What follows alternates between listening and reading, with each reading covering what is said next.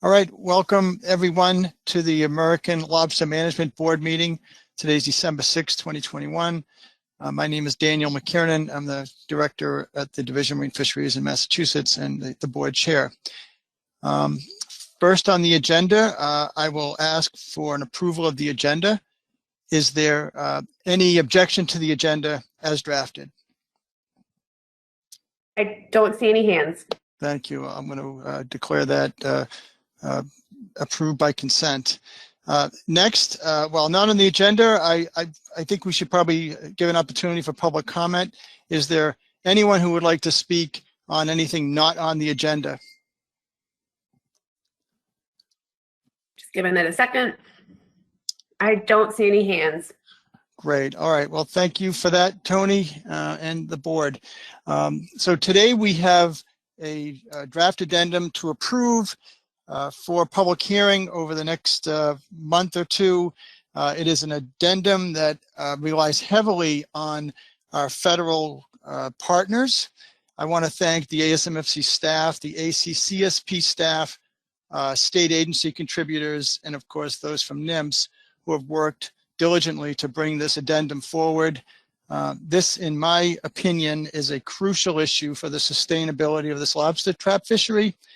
I have seen firsthand, and I'm sure the other directors have as well, the challenges of trying to describe the footprint of this very valuable fishery in the face of offshore development of wind and aquaculture, and the need to understand the impacts of any conservation closures that will be designed to protect right whales and other endangered species. So I'm really pleased today that this is coming forward. I know we're trying to fast track this in a way that accelerates its development. It's always a little more difficult when you have to work with another jurisdiction, namely the National Marine Fisheries Service, but I've been really grateful for their cooperation and a lot of the workload that will fall on them as well as they proceed with their own rulemaking. So at this time, I think Caitlin has a presentation. Caitlin, would you like to take it from here? Yes, thank you, Mr. Chair. Let me pull that up. Make sure I have the right screen. Okay, can you see the slides? Yes, I can. Great. All right, thank you, Mr. Chair. Again, I'll be giving this presentation today on Draft Addendum 29 to Amendment 3 to the American Lobster Fishery Management Plan, which is also Draft Addendum 4 to the Jonah Crab Fishery Management Plan. I just want to make that note, but I will be referring to it as Draft Addendum 29, and it's on electronic vessel tracking in the federal lobster and Jonah crab fisheries.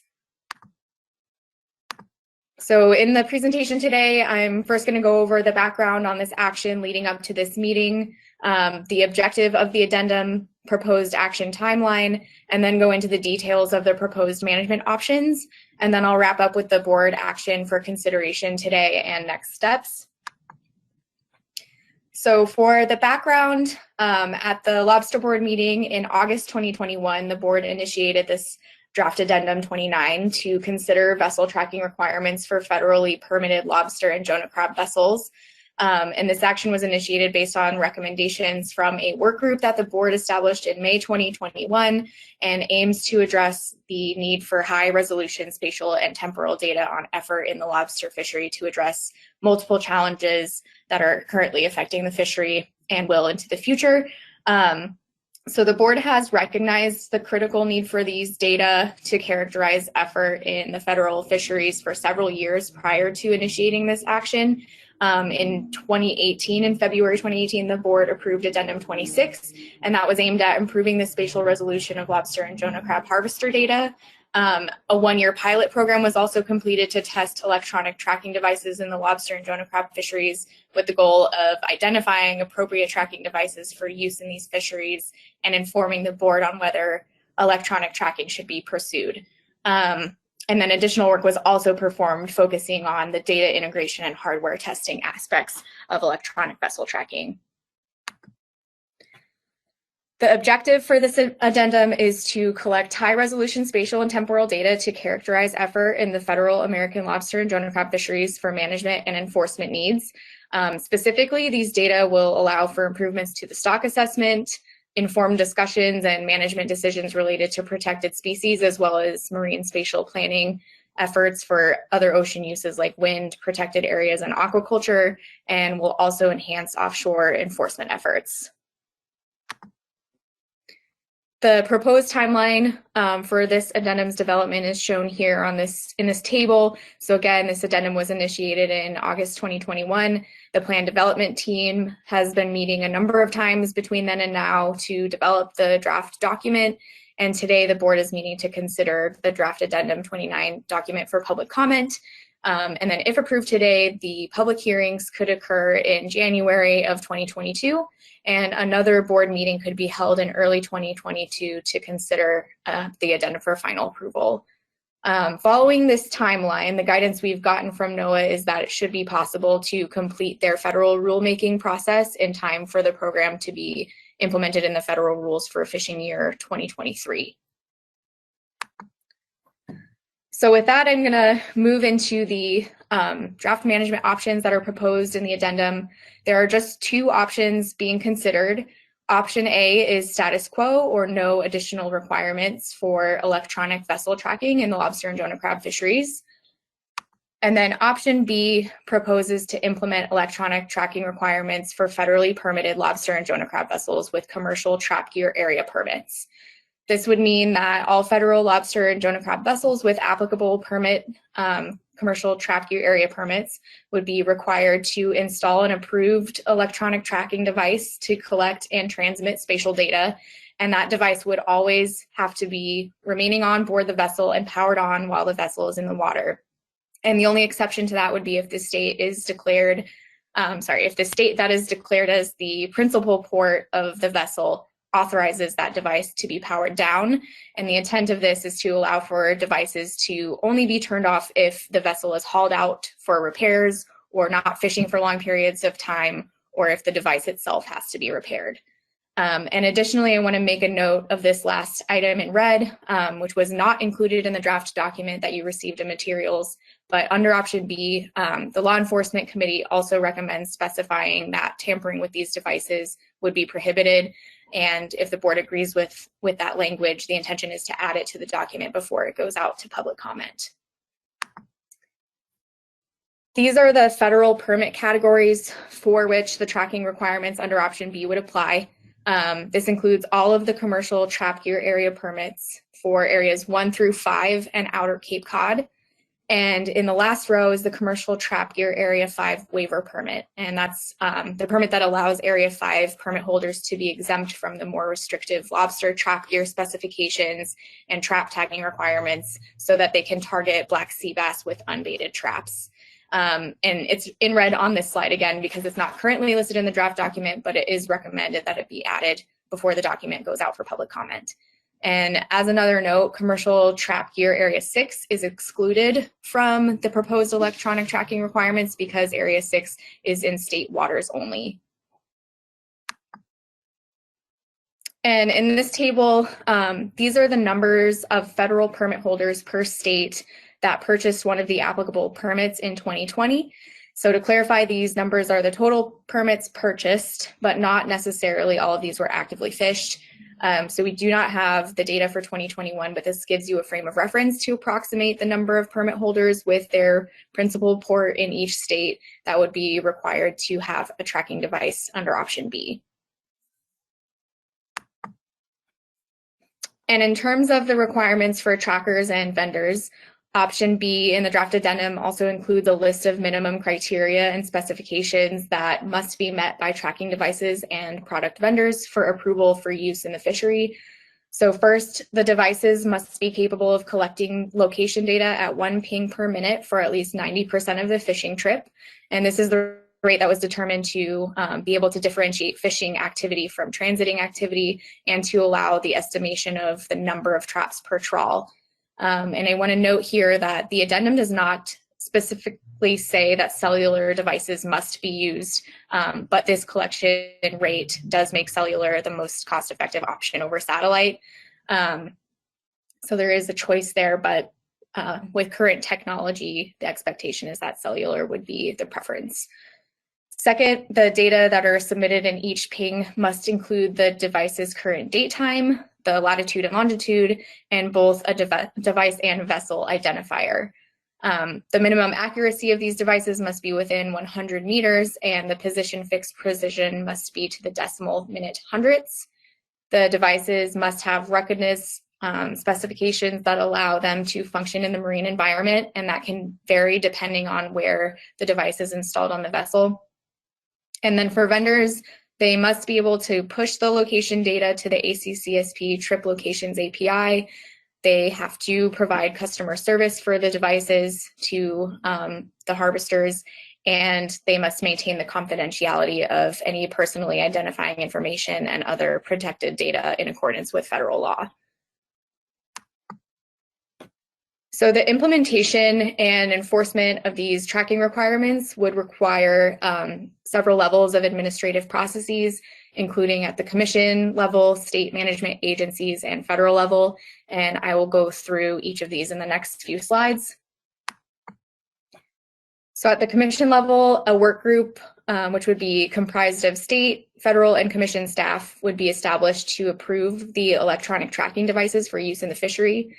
Device approval would be based on required information that would be provided by the vendors to the working group to demonstrate that they can meet the minimum requirements that are established in the addendum. And the working group would then build and maintain a list of approved devices and additional information on those technologies so that the states know what devices are acceptable and can provide that information to their harvesters. And then additionally, the PDT recommends that changes to those tracking device requirements could be made by this working group with approval of the Lobster Board, and that would allow for this program to evolve with technology as it inevitably changes and improves over time. And then at the state level, the states would be responsible for certifying that approved devices are installed on all vessels in the applicable permit categories before the vessel goes out on a fishing trip. And the state that is responsible for each permit holder would be determined by the principal port location declared on their federal permit. So if the permit lists Gloucester as the principal port, then Massachusetts is the state that's responsible for certifying that permit holder has installed their approved tracking device. The PDT recommended that a standard affidavit be used across the states to certify the device's installation. And that language is included in Appendix B to the draft addendum for the states to use. And then GARFO would be providing the states with the federal trap gear area permit data needed to determine which permit holders each state is responsible for. The states would also be responsible for providing support to permit holders to help them with properly complying with the vessel tracking requirements. And this doesn't mean that the states would be responsible for helping with installation or troubleshooting of the vessel trackers. Rather, that would be a task that would fall to the vendors. And then the states would also be responsible for data validation and compliance monitoring, including contacting permit holders if there are data issues that need to be resolved, like incomplete tracking data or mismatches between vessel trip reports and associated vessel tracks. The states would also be the ones making sure that those track data being collected by their permit holders are coming in and meeting the specifications that are established in the addendum. At the federal level, GARFO will be responsible for providing up-to-date information to the states on American lobster trap gear area permit ownership, and that would include the database information on vessel permit numbers, names, hull ID, endorsements, issuance and expiration dates, and permit holder information.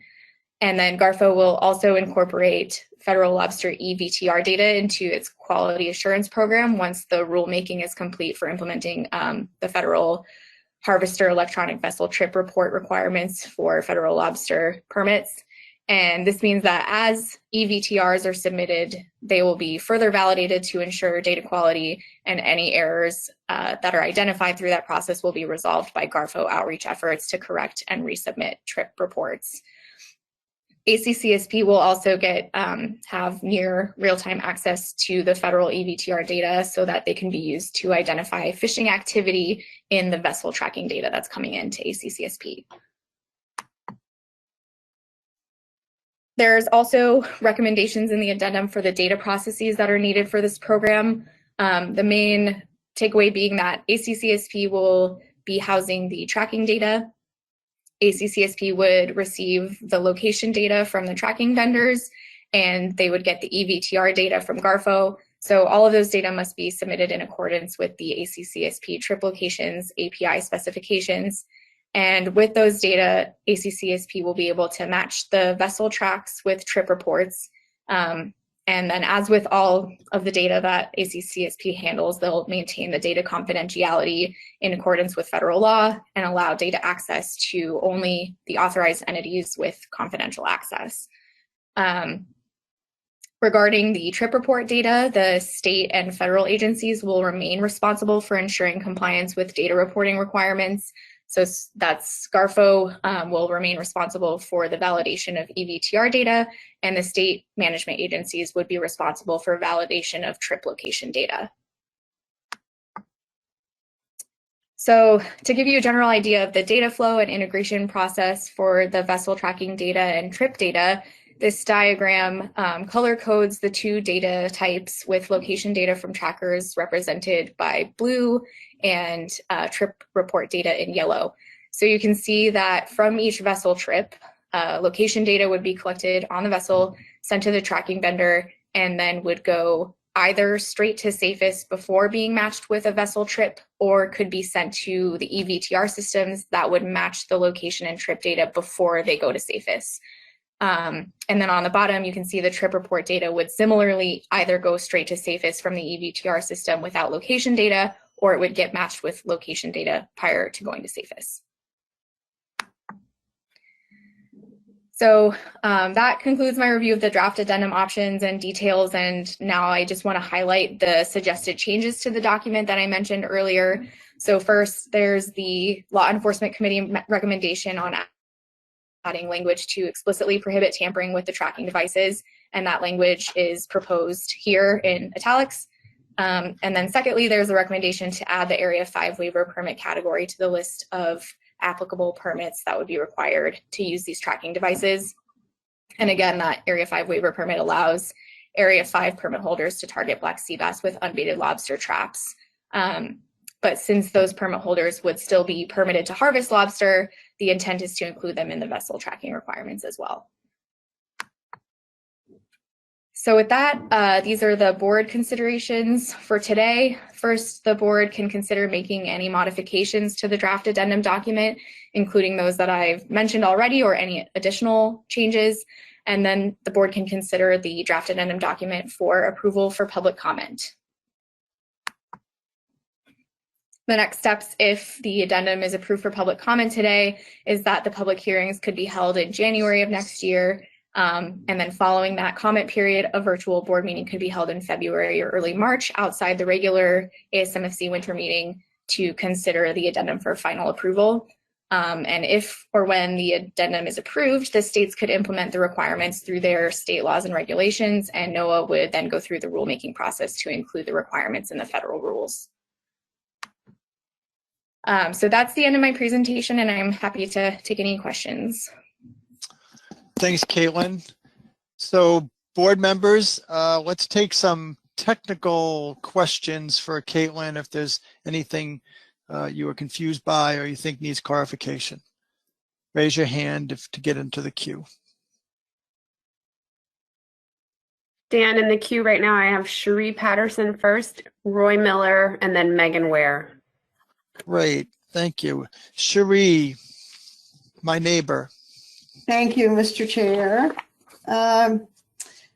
Okay, I have a question, a couple questions on page 5 on the offshore enforcement 2.5, the second paragraph. It indicates enforcement personnel have consistently noted the ability to determine where a boat is steaming versus hauling is critical to determining when fishermen are using illegal gear. Should that just be gear? Because how can they determine if they're using illegal gear?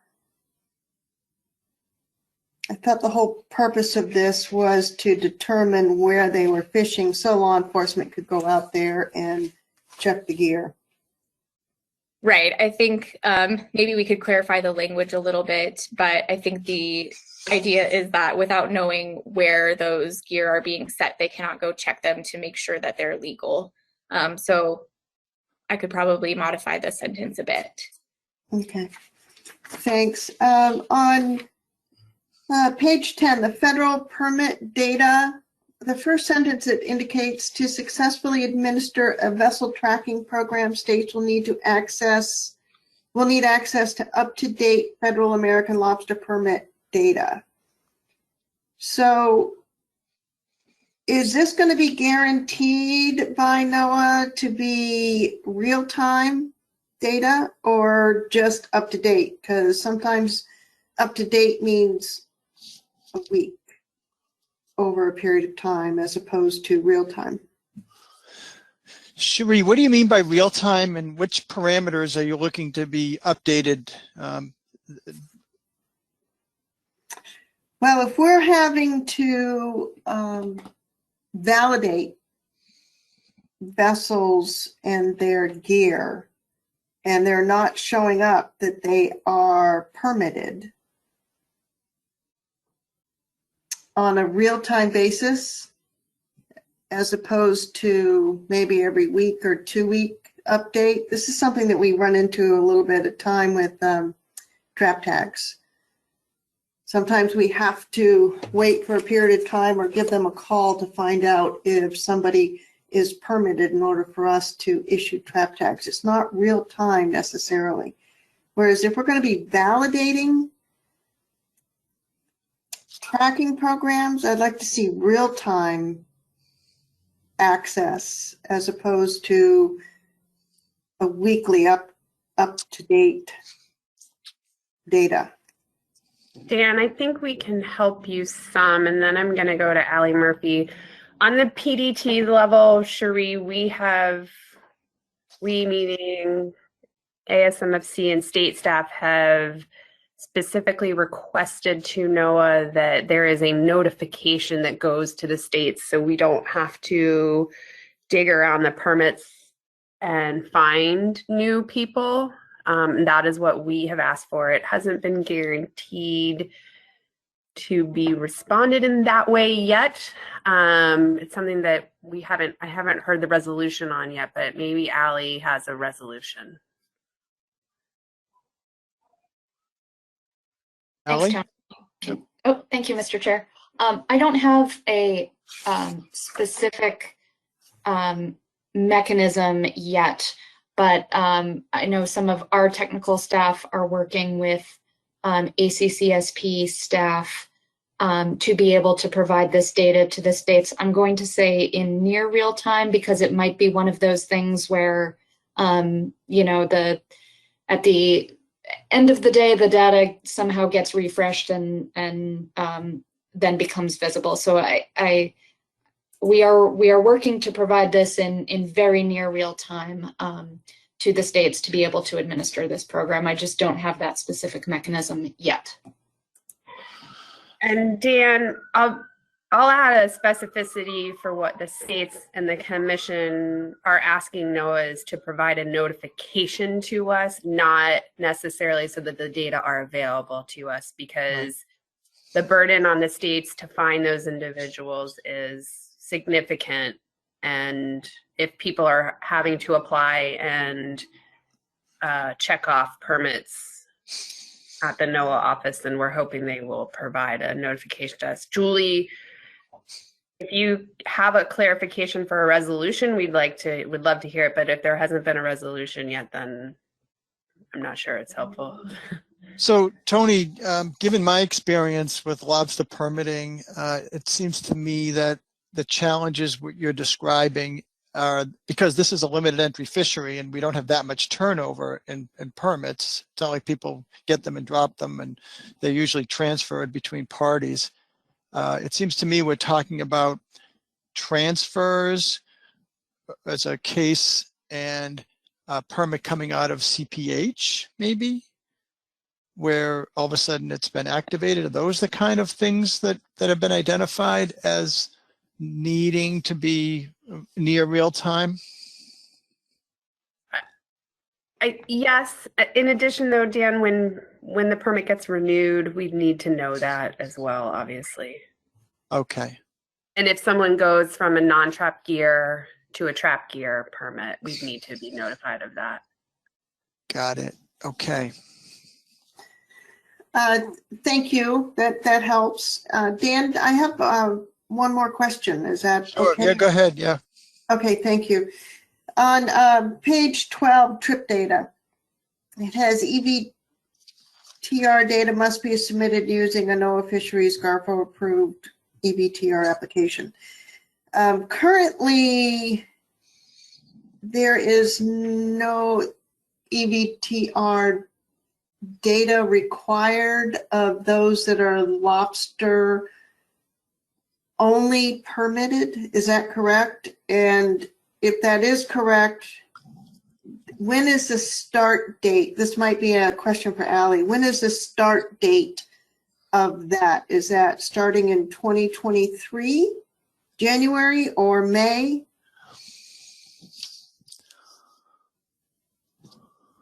Dan, Allie has her hand up. Yeah, go ahead, Allie. Thanks. Thank you, Mr. Chair. Good question. I think where I've been working away on that proposed rule, and I expect it to be out, hopefully in the next couple weeks. And so I think we're probably targeting January 1, 2023 for the start of the collection of logbook data for the federal lobster fishery. Okay, thank you, Allie, because I think that we need to have this addendum timed to when NOAA has the requirements for mandatory reporting for lobsters. And that's it. Thank you very much. Okay, thank you, sure. Roy Miller? Thank you, Dan. I'm wondering if I could ask Caitlin to bring up the language for the Area 5 waiver again, since we didn't see that in the draft that was previously sent to us. I may have an additional question.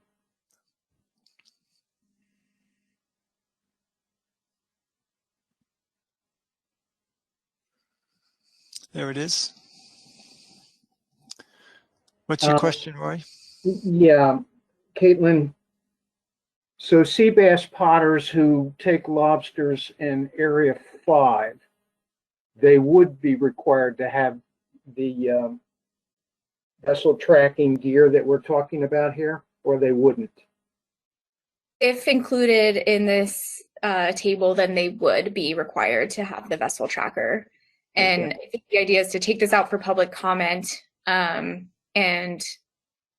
as you all are aware, when this comes back to the board, if there was a desire to remove it, that would be up to the board. But I think the intent is to include it for public comment. And it's a very small number of permit holders, but they do harvest lobster. And so getting those effort data on them for the purposes that we've described for this addendum might be important. I just wanted the use of the nomenclature waiver confused me at first. I just wanted to make sure that these folks were included in the tracking requirements. Yeah, correct. That's the intention here. Thank you. All right, thanks. Megan Ware, you're up next. Thanks, Dan. I have one question and then one suggestion, if that's okay, Mr. Chair.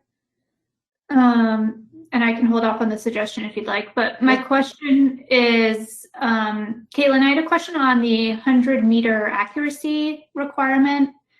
That sounds pretty lenient to me. And then it also said in that section that, many of the trackers that have been looked at have a much narrower or a much better accuracy than that 100 meter. So I was just curious why the PDT set 100 meters as the accuracy minimum if we're kind of ahead of that time, I'll say, in terms of what technology is capable of. Thanks, Megan. My understanding is that that came from VMS, kind of trying to be in line with what the VMS requirements are. Yes, the cellular devices that have been tested are mostly much more accurate than that, but we didn't want to exclude, I guess, it's to just leave some room for things to change. And I don't think there was a good rationale for coming up with another number. So we believe all of the cellular devices that have been tested and looked at, and most of the other ones on the market would definitely meet that requirement and would be better than that. Okay, thanks. That's helpful. I think maybe this is something we could just watch over the first couple of years, maybe, if the tracking addendum is approved, to see if that needs tweaking or not, but I appreciate that answer. And then I had one suggestion, question, I'll call it also, and I'll also start just by complimenting the PDT. I thought this was a really well-written document. One suggestion I had was, I noticed there was no information about cost in the addendum, and I think the #1 question we're going to get at public hearings is, what is the cost of this? So I'm wondering if some information on that could be added to the document. I realize we may not want to specify costs for specific companies, but if a general range could be provided, I think that might be helpful in kind of upfront addressing some of the questions we'll get, and in particular, highlighting that the cost of a cellular device is less than typical VMS. I think that's a really good point. Caitlin, do you think it's possible to have a slide in the formal presentation that describes the margin of error around cost? Yeah, so my intention was definitely to include cost information in the information that I would present during public hearings. Like Megan said, we didn't include specific companies in the document and their cost information because A, it's changing constantly, and B, we didn't want to kind of identify or single out companies and leave others out in the document. So I would be happy to either or both add a general range into the document itself, if that's desired by the board, and or just present cost information during the public hearings. I think that would be great. And maybe I could follow up with a brief question. Having looked at the population of potential buyers of these devices, which means the sum within each state of who would be required to get this, that's a list of vessels that hold the permit as opposed to active vessels.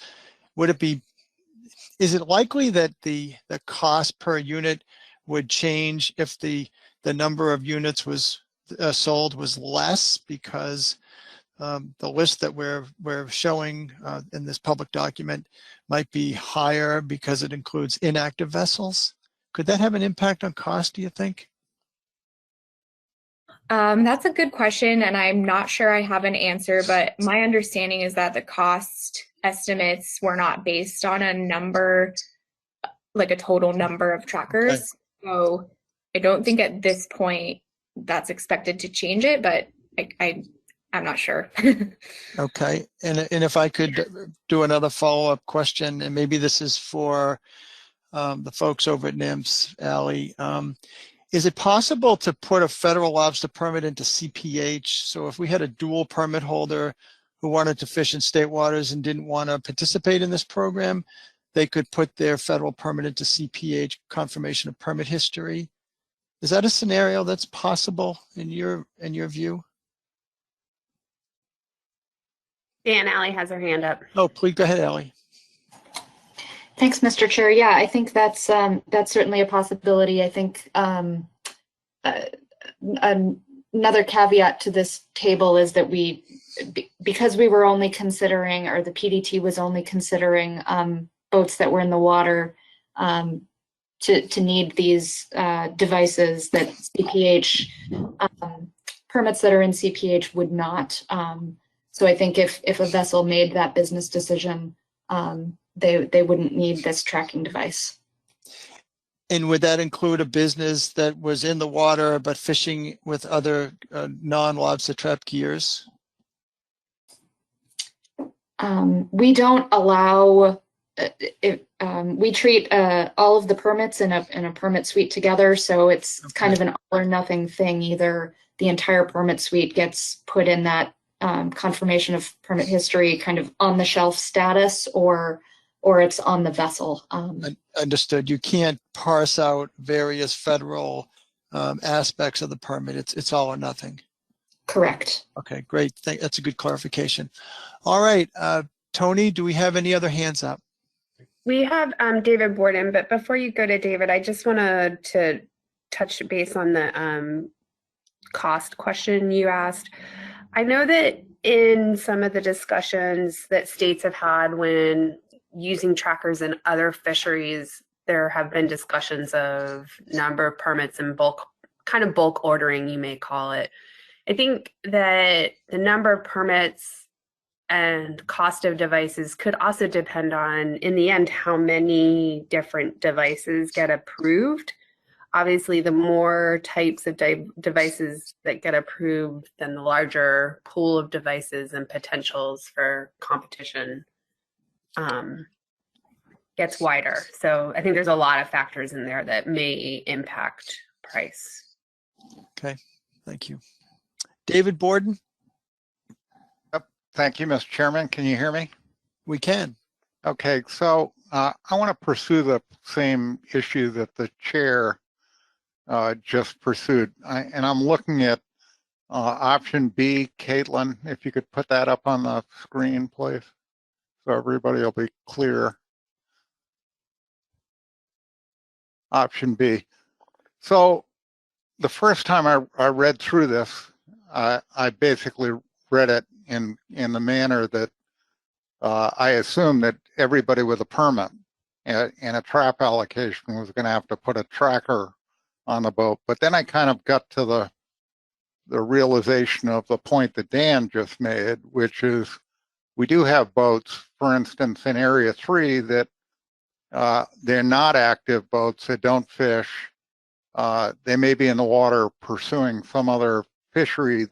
In some cases, they have all the traps with the exception of numbers under 10, because you can't transfer numbers under 10. And Allie, correct me if I'm misspeaking, but because you can't transfer traps under 10, I just don't see any reason to require somebody in that situation to put a tracker on their boat. They're not fishing in the lobster fishery, and that's the logic for it. But rather than have the board, get into the weeds on this more than I'm already getting into the weeds on it, it might be useful to have more language put around that option.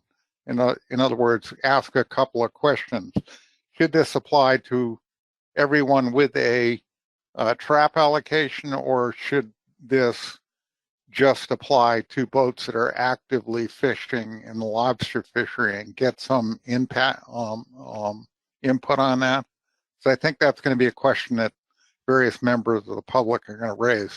For instance, another example would be there are boats that have offshore lobster permits that are actively fishing in the red crab fishery, and they might have a 10 trap allocation on the boat.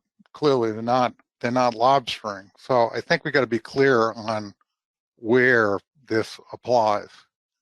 And then I have a question for Caitlin. Caitlin, could you put up the list of active the boats? I think it's the previous slide. So this is just the, as I understand it, this is a list of all the permit holders by state. So Rhode Island has 99 permits. Is that correct?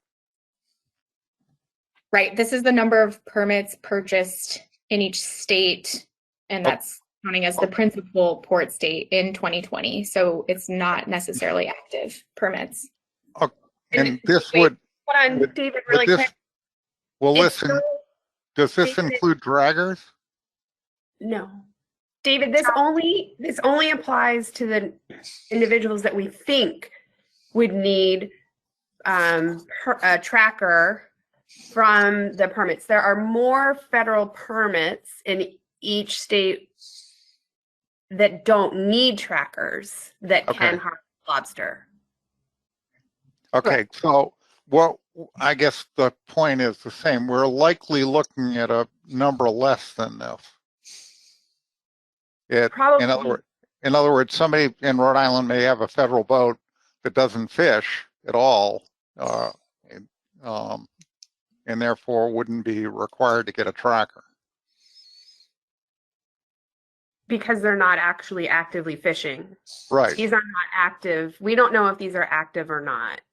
And again, Well, these were the once number. again, as you move south, and Roy spoke about Area 5, as you move south into those offshore areas, only about half of the permit holders or less are actively fishing. So I think we need, I guess my point, Mr. Chairman, is I think we need more discussion on this and maybe ask a couple of questions, because we may want to implement a slightly different definition of how this applies in the end.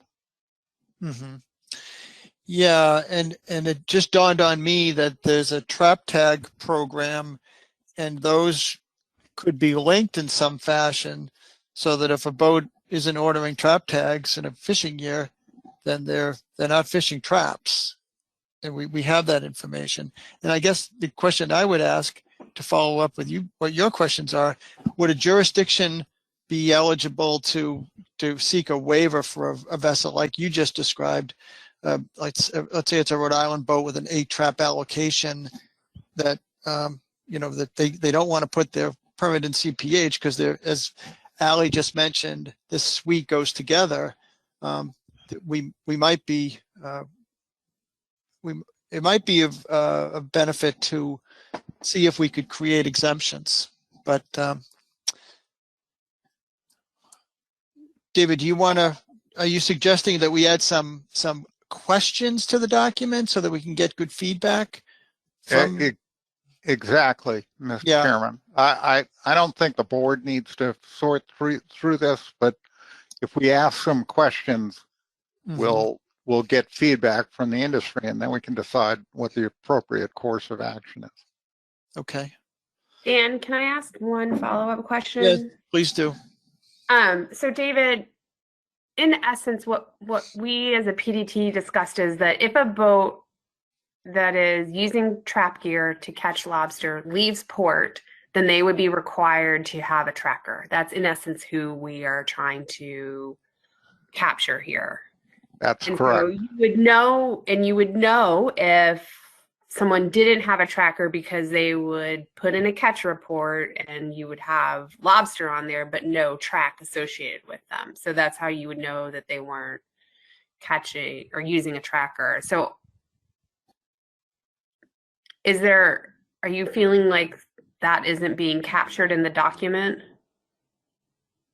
Yeah, and I'm just nervous because I don't understand the question Dan asked about is of all the possible combinations that boats can have, can a boat be in confirmation of permit history? Are there circumstances where boats will be in that? And then you've got this whole secondary issue of, do we really want somebody to put a tracker device if they only have eight pots on the boat? Because I know for a fact, we can generate a list and circulate it to the board from the association. We can give you a list of all those boats that have eight pot allocations, and the reason they only have 8 pot allocations is because they've consolidated all those traps on other boats. Well, and And in the case of that boat with an 8-pot trap allocation, there's no need for them to have a tracking device on the boat because they're not fishing. So Tony, it seems to me there's a bit of a disconnect, at least conceptually, on how a vessel is permitted versus what activities the vessel is conducting. And so what David's asking for, I think, is to ask the questions of the public, should the commission's plan and ultimately NIMS's regs allow vessels that are permitted for traps but aren't fishing traps from being exempt, maybe with a state issued waiver or something like that. Okay, I think it would be helpful for someone to give us those questions that you are looking for us to ask, because I'm not sure we will capture all of them. And then if you let me know when you're ready to go to the public, there's some public with their hands Do we up. have any more board members? No. Okay, then we'll go to the public. Sunny. Yes, I'm sorry. This is Sonny. I did have a quick question. I was looking at like Maryland, and you have 8 vessels. Now, out of them 8 vessels, I believe some of them already have tracking devices. Would that be considered the same, or would you have to get another tracking device for the lobster fishery? Caitlin? I'm thinking. I think the intent is that if you have a device that meets the requirements that are laid out in the addendum, you would not have to get a separate one. And maybe I misheard the question, but Yeah, that's. I just wanted to hear that. Just wasn't sure that you didn't have to get a separate lobster tracking device. That if you already have a tracking device for another fishery, that you would be good to go. yeah, so the distinction is that these devices that are being required in the addendum have to be able to get that 1 ping per minute data collection rate. And so if the device can do that and it meets the requirements that are in the addendum, then no, you don't have to get a different specific lobster device. But if it doesn't do that, then you would. And this is just for, again, trap gear. So something on a mobile fleet. We're not trying to capture mobile gear here. So Right. Sonny, if I could follow up, are you envisioning a vessel that has a VMS that's satellite based? I believe so. Yes. I think the longline fishery aren't they tracked? Am I correct in saying that? I would look for help from I Ally? believe Sunny is correct, but again, Sunny, it's a VMS device, and so therefore it's not going to be pinging at 1 minute. It's going to be pinging at each 30 minutes or every 15 minutes. And so and the reason that we want that 1 minute ping rate is because we want to be able to see the difference between transiting and hauling, and then seeing those hauls so that we can tell the difference between a 5-trap trawl and a 20-trap trawl. And you wouldn't be able to see that with a VMS device. Okay, gotcha. That's the answer I'm looking for. And then other clarification, one more thing, if I could, Mr. Chair, is Go ahead. like I know we have a vessel in Maryland that is has a lobster permit, and it's on the bank, and he doesn't lobster fish now. And I'm reading that right. If the water goes in the boat, you have to get the device. But if he keeps that boat on land and is using it just with permits, he will not have to get a tracking device. Is that correct? Yes, I believe that is correct. Okay, I just want to clarify. All right, hey, thank you very much. Appreciate it. You're welcome. Tony, anyone else? Yes. Maureen Davidson, and then David, your hand is up again. I'm not sure if that's on purpose or not. It is. Okay, so Maureen All right. first, David. Go ahead, Maureen.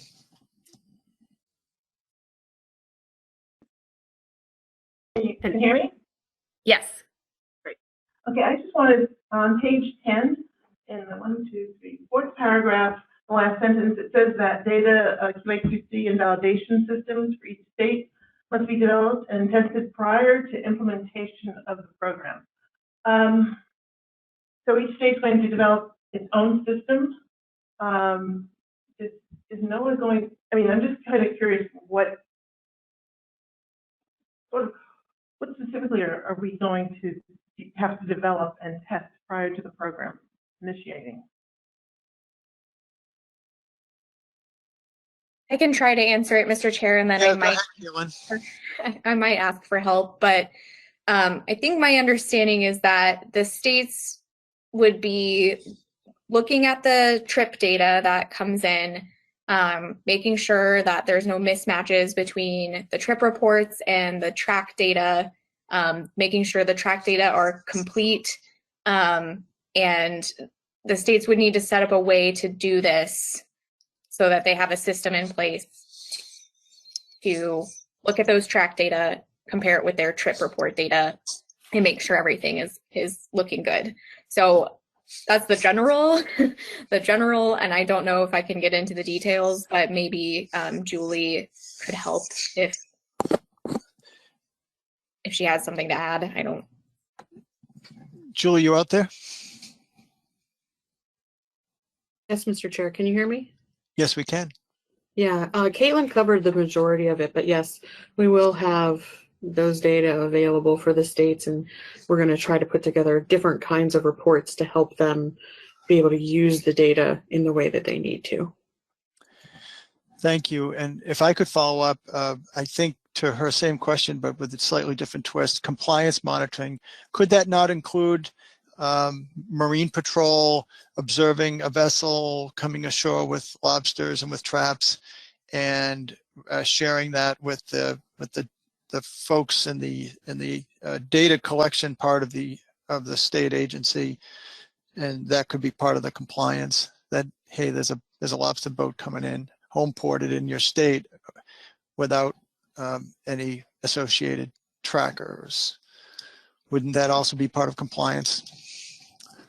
Yeah, I think that is definitely something the states could implement. That's not something we specified in this document, but it is a process that definitely would fit under the compliance, making sure that vessels have these trackers installed. But I think we were thinking more from a data compliance aspect of being able to just look at the trip data and say, we have this trip with lobster catch. Do we have the track data that is required of this trip? So I have a general question for, probably Tony, since you've been around, and seen a lot of these addendums come and go and understand the dynamics of it. In my experience, this is going to be an interesting one, because we're going to pass an addendum that may not have all the details about this level of state compliance. And could you envision states getting together 2 or 3 years into this and say, we need to elevate the standards of compliance? Let's say my state isn't asking its environmental police to look for that, and other states would, and some of that unevenness. Do you envision like an MOU among the states, or just maybe something that's short of an addendum to fill in some of these details? What ASMFC plan mechanism could fill in those kind of details without us having a full-blown addendum to add the housekeeping stuff? Dan, it's our intention to create a SOPS for administration, SOPS for approving devices, and a couple other pieces, which we will work on, present to the board, and come back. So I think that those types of things could be a part of the SOPS document. Standard operating procedures. Sorry, yes. Yep, okay.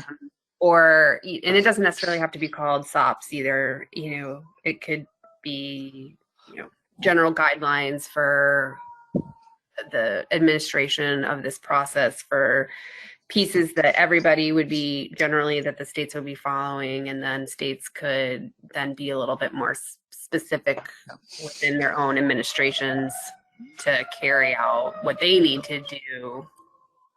And this could be a work product of the monitoring team that look at the compliance, with the lobster plan in general. That could be just an added aspect when we do the annual compliance reports.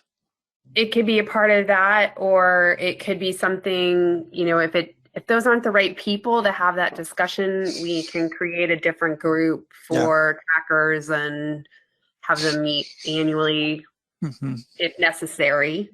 Okay, that's helpful. How things are going. Yeah, so you've envisioned a kind of a vehicle for those kind of details that'll become apparent after this addendum would be approved. Correct. Inevitables, yeah, okay. Yeah, and we know that we're going to have a group of individuals that will be doing the vendor verification or device verification and application. So there will already be that group. But Bob has his hand up as well. I don't know if he has anything to add. Bob Beal.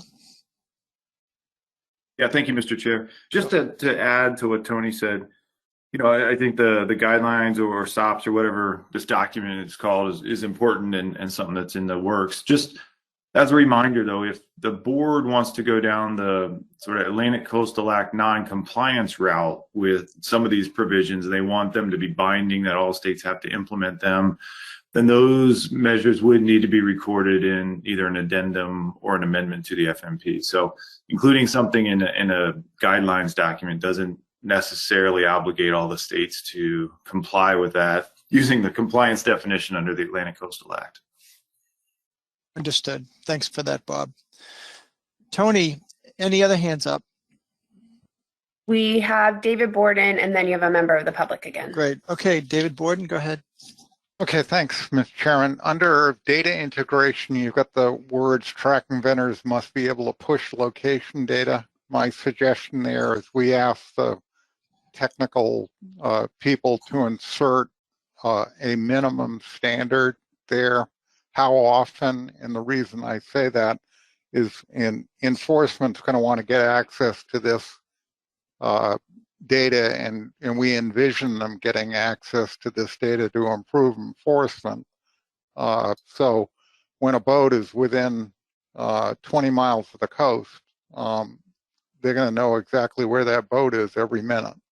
But we need to ensure that the data is being pushed on a routine basis so they can get it. It might be pushed once a minute. It might be every 5 minutes. I don't know. That's outside my league, but I think we should state how often in the document so that it's standardized across all vendors. So I've got another point, Mr. Chairman, if you want to. Well, let me get back to your next point. Does Julie, can you speak to that's kind of a technical aspect, like how frequently the data is pushed? I'm sorry, Mr. Chair, can you clarify how often the data are pushed from the device? I think so. I think that was one of the details that's in the addendum, say it must be pushed. And David Borden is asking that if it should be pushed at a minimum time interval or on a regular basis. Yeah, go ahead, David. Yeah, can I just interject this? The language says tracking vendors must be able to push. The way I read this is the device will ping the boat as soon as it comes within cell service. The boat is going to get pinged once a minute. That pinging information goes to a vendor. What this is talking about is how often the vendor has to submit the data to the ACCSP program. So all I'm suggesting is they put in a timeline there so that it's standardized across vendors. That's all. And Julie, is David onto something there? Is that accurate, his concerns? Right. So if I were to say the sentence of like, all of the pings must be submitted to the ACCSP within, X amount of hours of the trip ending, then the boat docking, then that would that fit the language you're looking for? I actually thought that this would be routine, like every couple of minutes. I had a conversation with one of the technical people the other day and said that they could do it so that it's real-time information, not every hour. Boat can, most of these boats can cover 10 miles in an hour. So if you want enforcement, if you want this device to be used to improve enforcement, we need almost real-time information on the location of the boat when it's within cell service. And that means that vendors have to push the data on a routine basis. I think the key thing of what you said there, sir, is the within cell service, and that usually they usually leave cell service fairly quickly, and so the device itself will constantly be pinging while they're out on the water. But because with the way that the cellular technology works, the pings that are recorded on that device won't be transmitted off that device to the vendor into ACCSP until that boat comes back into cellular range. And so this is one of those places where it does differentiate between something more like the satellite, where the ping can actually be transmitted differently. And so the device has to be within cellular range in order to submit that. And so this is more of a post-trip rather than a while the vessel is at sea, knowing where that vessel is. And I'm not a device expert, so I would defer to a few of the other public attendees who are more familiar with devices to correct anything that I may have said incorrectly. If I could follow up, Mr. Chair. Certainly. Go ahead, Caitlin. Yeah, I believe what Julie just stated is correct and kind of the crux of what we're looking at with this program. The intention throughout the discussions with the PDT was not for real-time vessel location data to be accessible by law enforcement or the states, given that limitation of needing the cellular service to transmit those location data. So the expectation is that these data would be collected during the trip and then would get pushed to ACCSP after the boat is back into cellular service, after the data goes to the vendor and then gets pushed to ACCSP. So I just want to make sure that that's clear to everyone. And I think, yeah, I think. So Caitlin, it sounds to me like the uploading of the data once the vessel gets back into cellular service is one aspect, but then the data getting transmitted from the vendor to ACCSP is a second step. Am I correct in my? Yeah, I believe so. And so I think we could put in language for how often the data need to be pushed from the vendor to ACCSP. I think leaving it as a number of hours is probably more appropriate than minutes Right. in that case. But if we wanted to add language there, we could. That's all I'm asking, Mr. Chairman, and that should be decided by the technical folks, not us. Sounds good. Okay, Caitlin, are we good? Yeah, I think so. Okay. So Tony, anyone else? You have members of the public. Okay. 2 members. Who's first? First, we have Sunny Gwynn and then Mark O'Brien. Okay, Sunny. Yeah, thank you, Mr. Chair. I'd like to see in the document when it comes out for the public to see what the active vessels would be, all the vessels, and I think it's a great thing to have the cost of some kind of cost. Give us some kind of idea, and then also I don't know, this is a question for the board or for our state directors. When the states are doing all this work that they have to do. What's the cost of that going to be? And is that going to be transferred to the fishermen? I don't know who could answer that question. I just, want to know, is it the state going to take the cost of monitoring and doing all this, or is it going to be fall back to the fishermen? Thanks. Thanks, Sunny. Caitlin, is it possible for states to add another column to this table that would describe the number of active vessels and say the most recent complete fishing year for which we have data? I can try to work with the states on that. We took this from the federal permit database, and so we haven't run this. I don't believe, Tony, haven't validated these numbers with the states yet. So I could send this table out to the states and try to get that information back. But I think that's a matter of whether the states are able to easily find out how many active permits they had in 2020.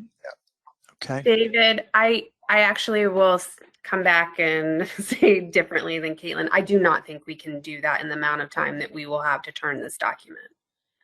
Matching up federal permits with those vessels that are reporting is not an easy task, especially since there's not required reporting. We'd have to go to dealer reports as well in some cases, and we just would not have time for that.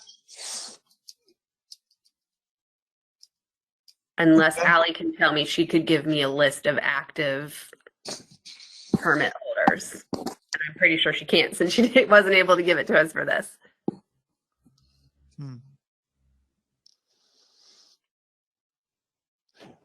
Apologies for my misanswer. Okay. I'm just trying to realistically have a time frame in which we can get this document public comment quickly enough. I have Allie with her hand up. Yeah, well, if I could just back to Sunny. Sunny, I know from my state, I'll want that number, and I'll ask my staff to do it. We have triple level reporting, so we could probably do that.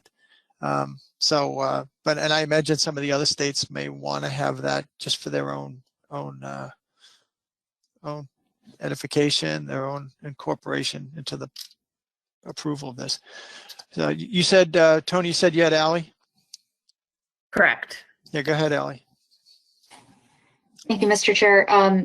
That's not something that's within my technical expertise to be able to get to you, but I'm happy to speak with our statisticians and see if that's a data request that I can put in, and see if I can get that within the time frame that that your comment period and public hearings would take place in. I can't promise, but I can put that request in. So Allie, if I could follow up, wouldn't you need that information for your rulemaking? Would you not be turning to the states and asking us to estimate that parameter?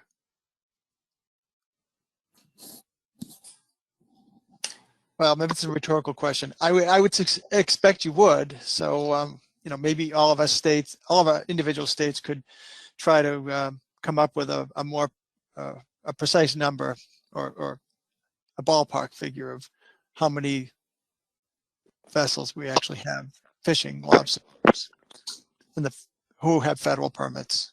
A follow-up question, please. Is this Sunny? Yes. Go ahead, Sunny. Do you know exactly what isn't there a control date for the American lobster in federal waters? I'll turn to Allie. And what is it? Allie, can you weigh in on the control date? Thanks, Mr. Chair. I think we've had several control dates. I don't know the dates off the top of my head, but I think we've had a variety of control dates by management area. Okay. Each LMA has its own control date. Right. Thank you. Okay. How about Mark O'Brien from the public? Yeah, good afternoon. My name is Mark O'Brien. I'm a VMS telematics consultant, and I just thought I'd add a couple things to some of the questions that Dave Borden asked. I've been through type approval with NOAA over 50 governments, in a lot of states. Typically, on the pull data, they'll pull the data every 5 minutes from our database. So it is fairly real time.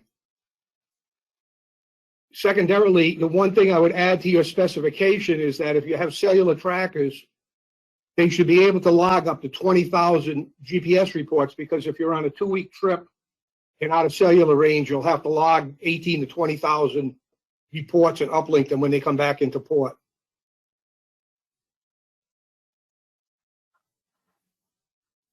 Okay. All right, thank you.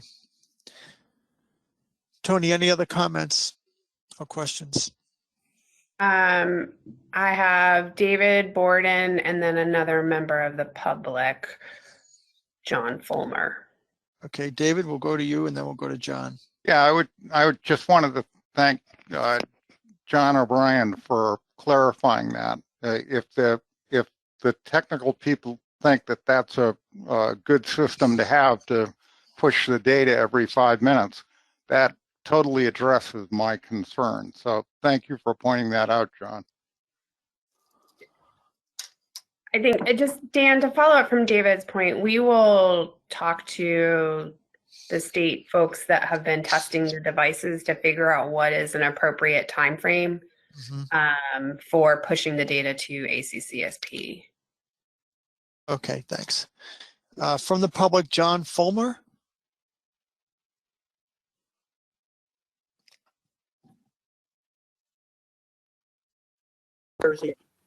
Hello? Yep, we can hear you now. Okay. I'm Jack Fulmer from the New Jersey Council of Diving Clubs. And my question, the main question, relates to the commercial dive boats who also take lobsters. Do they have to have a, some of these dive boats have a lobster permit and some of them don't? They're not required to service the diving public. So the question is, what's the story relating to the dive boats? They have federal permits? You have a federal lobster permit? Some may have permits and some may not. They're not required to have a permit. Just to serve the divers. I can try to respond, Mr. Chair. Yeah, take a shot.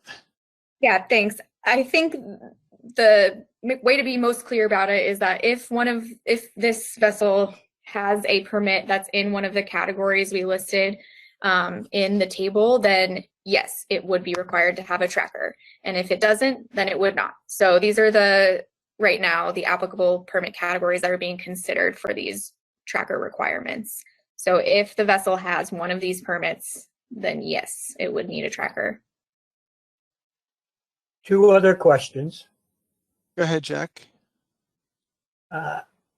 Seems to me that requiring the device to be on 24 hours a day while they're in the water in port seems a little extreme. What would happen if the boat's power went off and the device turned off? And would they then be in violation?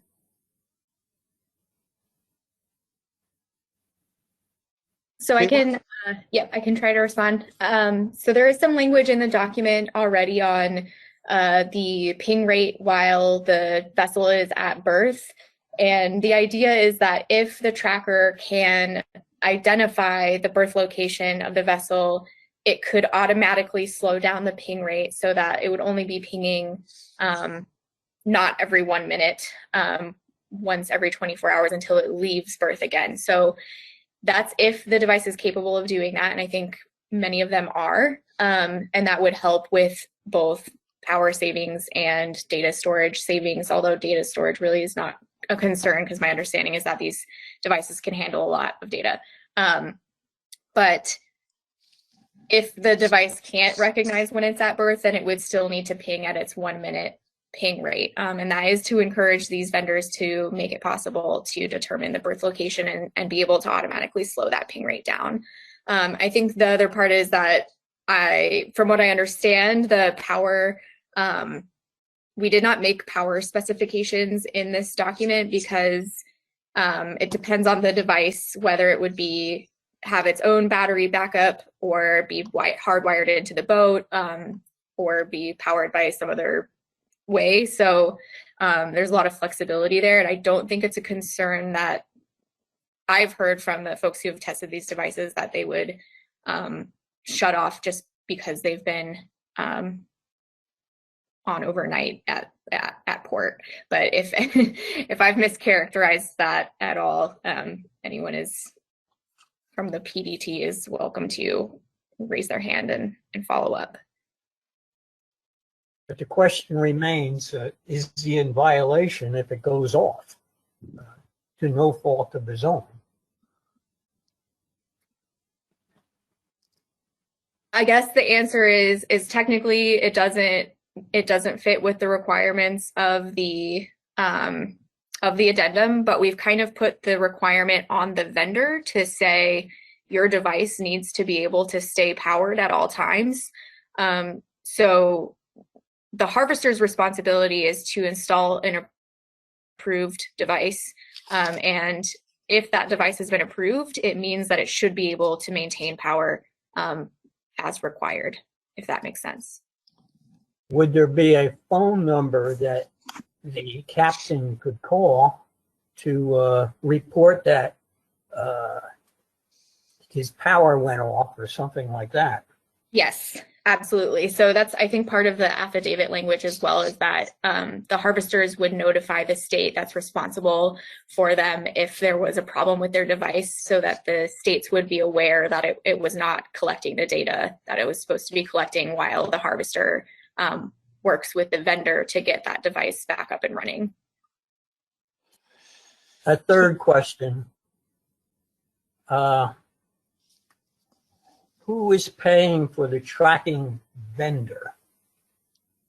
Does that go back to it may relate something to your previous question regarding the cost, but does that go back to the fishermen, or the state has to pay for it, or whatever? Right now, I think that's not determined yet. I think each individual state is having conversations about that, but I don't think we have an answer to that question yet.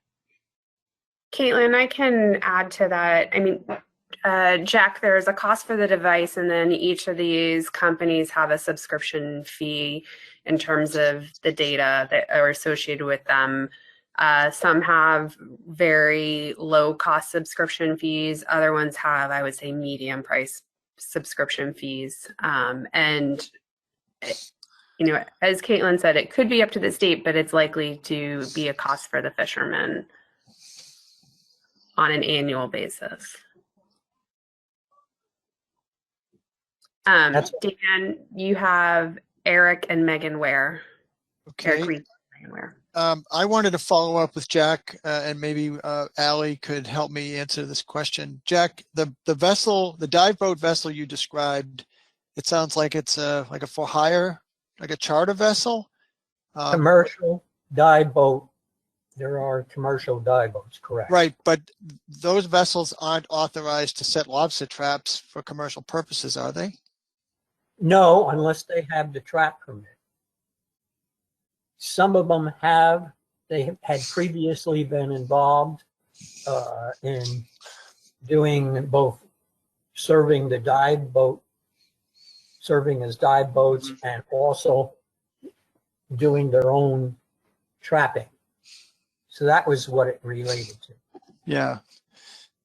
So it seems to me, Tony and Caitlin, that Jack brings up another example of a vessel that may be authorized to fish traps, but if they're only diving, I wonder if there should be an opportunity for the vessel owner to opt out of the tracking, especially if they didn't order trap tags and they weren't going to participate in the trap fishery. I'm not sure what data on a dive boat's fishing location is going to give us in terms of the objectives of this program. Dan, I can talk to Allie to see if those are separated or not. Yeah, okay, very good. So Tony, you had Eric Reed and who else? Megan Ware. Okay, great. Go ahead, Eric. Thank you, Mr. Chairman, and good afternoon. So the vessel and the operator have a certain requirement to supply data to, it sounds like, the states and the feds. So my question is, what happens when the inevitable discrepancy arises between some entity and the data itself? You can't renew your permits unless all your paperwork is in perfect order. So what's the mechanism to solve discrepancies without having to call two states and the feds and the service provider? Has that been thought through at all, just to streamline that process, which certainly will happen at least once or twice? Tony or Caitlin, do you want to take a shot at that? Yep, I can try. Eric, I think what we're trying to do, well, one, to renew your permit, having a tracker on your boat isn't a condition of renewing your permit. Leaving the dock is the condition of the permit to use the tracker. If your data aren't linking or syncing correctly, you know, I think ACCSP is hoping to try to help up the states to create algorithms that would kind of indicate to us to give us warnings that things aren't meshing correctly. And then from there, we would say, that's a problem of the device, or that's a problem of the user. And so if it's a problem of the device, then the fisherman knows to go talk to the vendor. If it's a problem of the user, then maybe that's to go to the state, and the state can help them perhaps figure out what's going on with the data. Okay, so as far as matching up, vessel number, trip number, et cetera, that would be handled on a reasonably timely, in a fashion pretty timely, so we don't have to go back 9, 10, 11 months to figure out what went wrong. That is our hope, and that it is our hope that these sort of regular checks of the data through these magical formulas, I'll call them, will help us see that. Okay, thank you. And just a quick follow-up, if I might, Mr. Chair. Yeah, go ahead, Eric. As far as what if you're offshore and your tracker fails, I can tell you that in the scallop fishery and in some cases other fisheries, if your device fails, you're getting a note from Uncle Sam saying your trip is over, you're coming home. So that's how that works in reality. Thank you. Yeah, I'm not sure this device can tell you it's failing until it goes to push the data when you get back in the cell phone service. But yeah, I think we'll learn as we go on this one. Thanks, Eric. Megan Ware. Thanks, Mr. Chair. Not to harp on the pushing of data from one source to another, but I just wanted to confirm my understanding is true, and that, you know, when a vessel comes into port and gets cell service, whatever data is on that tracker will automatically be uploaded to the vendor, and then that would automatically be sent to ACCSP. My understanding is it's not a manual push. This is a automated push. Is that correct? Megan, I'm going to phone a friend and ask either Bill DeVoe or Nick to answer that question. You could recognize them, Tony, if you want. Okay. I know I've seen Nick on here already. Nick, do you want to answer that? I just need you to raise your hand so I can find you so you can speak. Sorry, that works. Thanks. All right, you should go. You can go. Hi. Bill is definitely the expert on APIs, but the idea is that the data will be pushed from the vendor to ACCSP. Is Bill available to talk? I just unmuted Bill to see if it goes automatically or not. Go, Bill. Yeah, thank you, Tony. Yeah, so it's, for the most part, once the device actually publishes that ping, I mean, we typically only see a couple second lag as that ping flows through the various data flows eventually to ACCSP. Where there can be some delays, depending on the manufacturer of the device, is how long the cached data takes to upload. So for example, with our tracking devices, we're able to push 1 ping per second. So uploading the entire cache while the device is out of cell service takes, at a 1 minute ping rate, it takes 1/60th the time that the device is out of cell range. But once the device actually pushes that ping, we see that in our databases within a couple of seconds.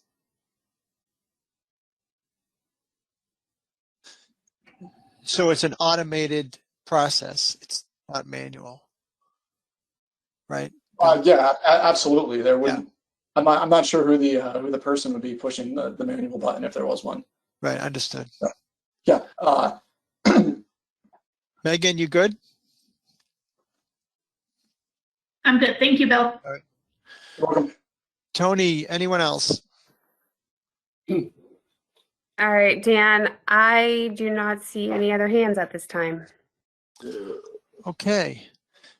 So we have a few amendments, obviously the text in red. I mean, we've had some other questions come up that have been raised that might improve the document. What do you recommend for us to capture some of those minor amendments into something that could be a motion to approve this for public hearing? Mr. Chair, I had been keeping a running list of the suggestions, and I think this covers it. I don't know if this looks good to you. Caitlin, could you just add a little text so that people remember what section 2.25 is? Sure, that was on the enforcement background, so I will do that. Just as a memory trig jogger.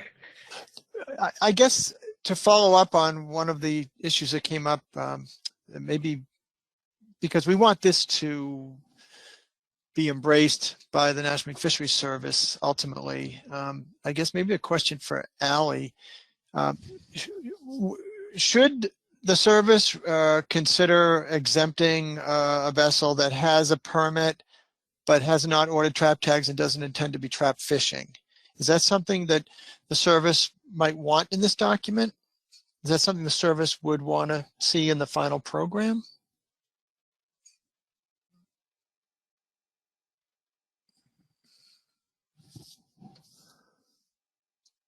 Allie, you there? She has her hand up. Okay, yes, go ahead, Allie. Thanks, Mr. Chair. I think there are a number of ways that this could be implemented, and you know, I guess I'd look to the board and the PDT for the best way to do that. I mean, on the federal side, we have most of our fisheries that by issuing a permit, you need to have a VMS. By having a federal permit, you need to have a VMS. We have another fishery where we can issue that permit, but you have to have a VMS unit on and working before you take your first trip. So we do have two models here, and I guess I think it's up to the board and the PDT for how they want to design this, and we can try to work with that.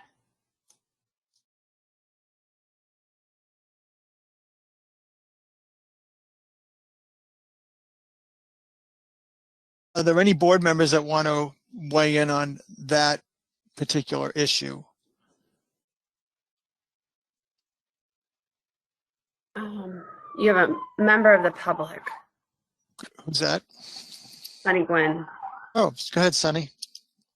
Yeah, just to let you know that the Area 5 waiver, you would not buy trap tags. So I don't know, you know, how we'd fit that in with if you buying trap tags or not buying trap tags, but you still have a federal lobster permit. And they're fishing traps capable of taking lobsters and that look like lobster traps. I guess I'm thinking about the case of the vessel that doesn't participate in the lobster trap fishery but have the lobster trap permit.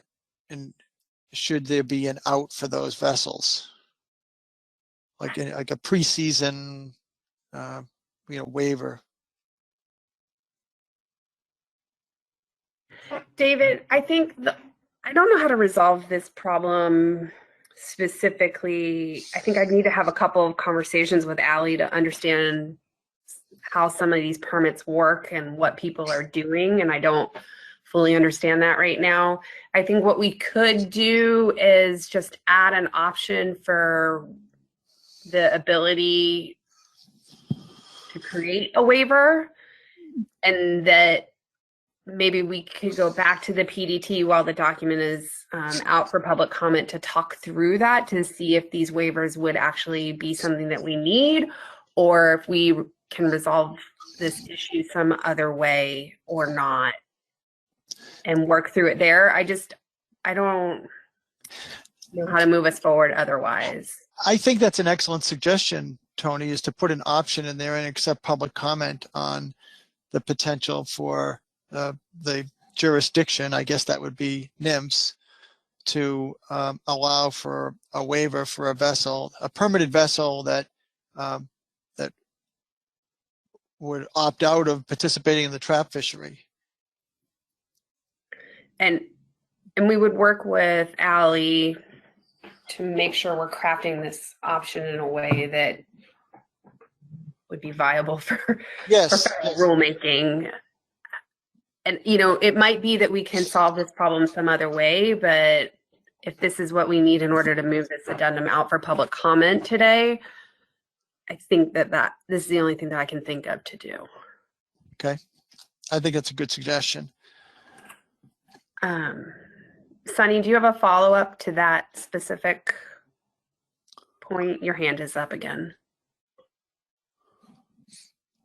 He took it down. Okay. So then you had two board members that had their hand up previously. The first was Richie White, and the second was David Borden. Okay, Richie White, go ahead.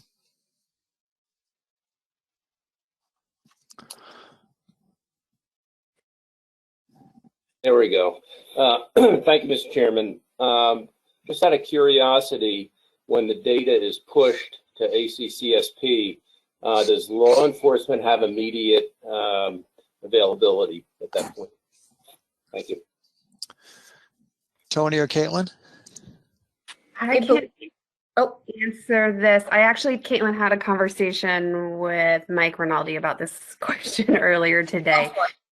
So I think it depends on how we build the platform in which you can view the data for the states and for law enforcement committee. So I don't want to say it's immediate, Richie.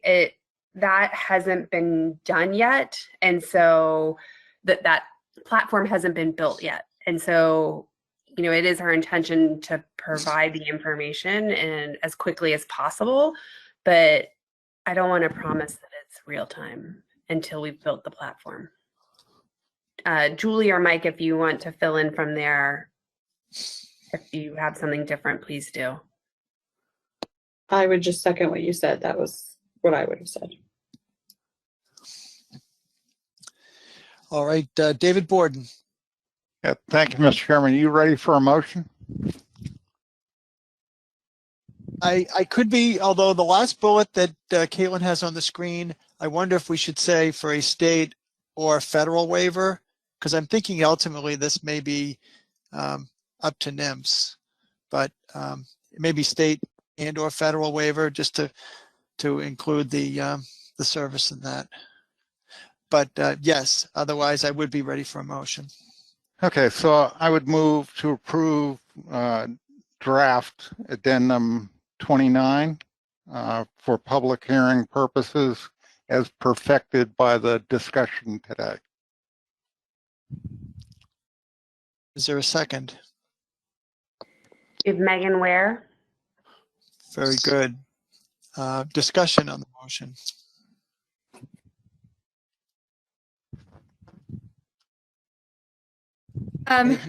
Maya, hands could up? you modify the language of the motion so that it says move to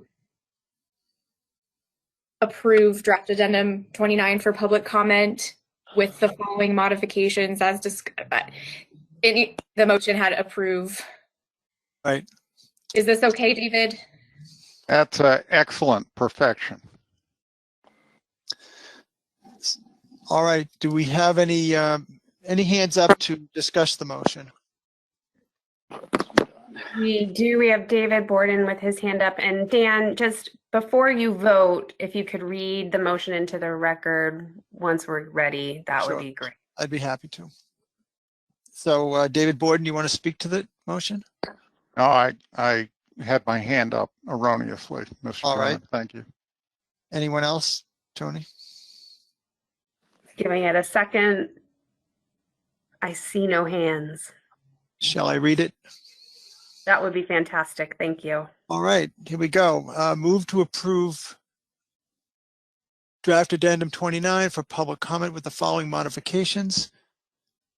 Add language to prohibit tampering with devices. Add area 5W permit to applicable permit table.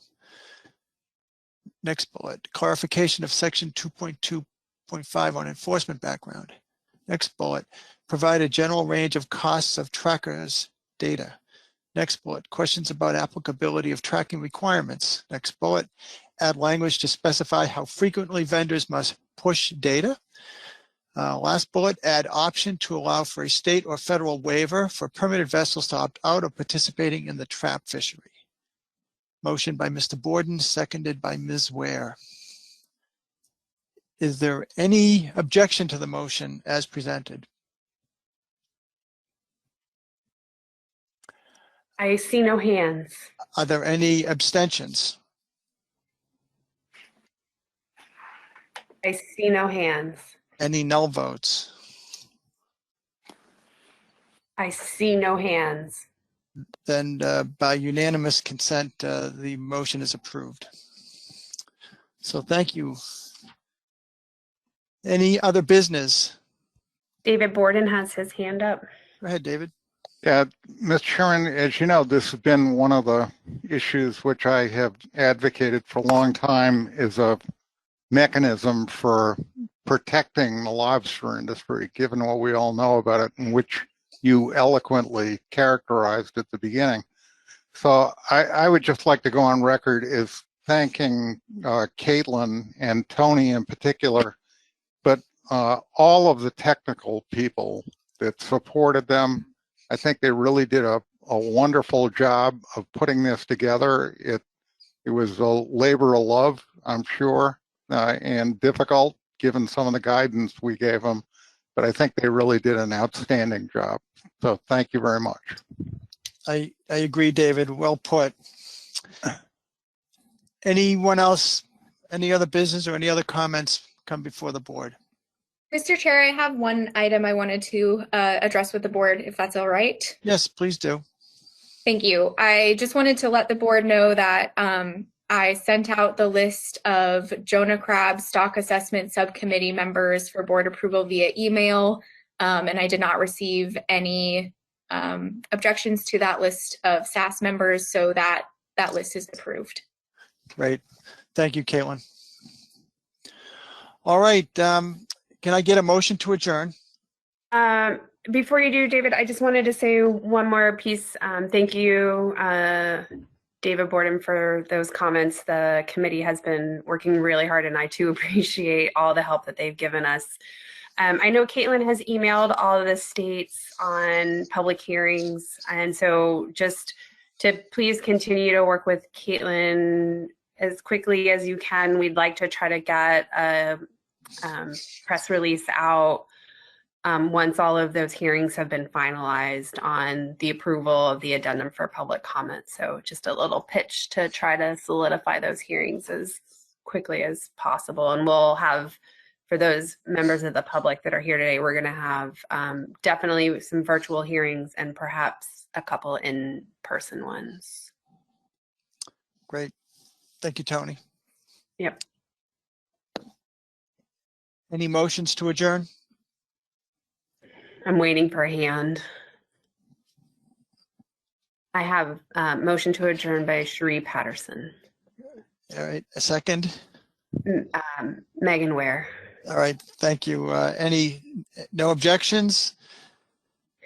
No hands. Thank you. All right, this meeting's adjourned. Thank you, everyone. Have a great holiday season.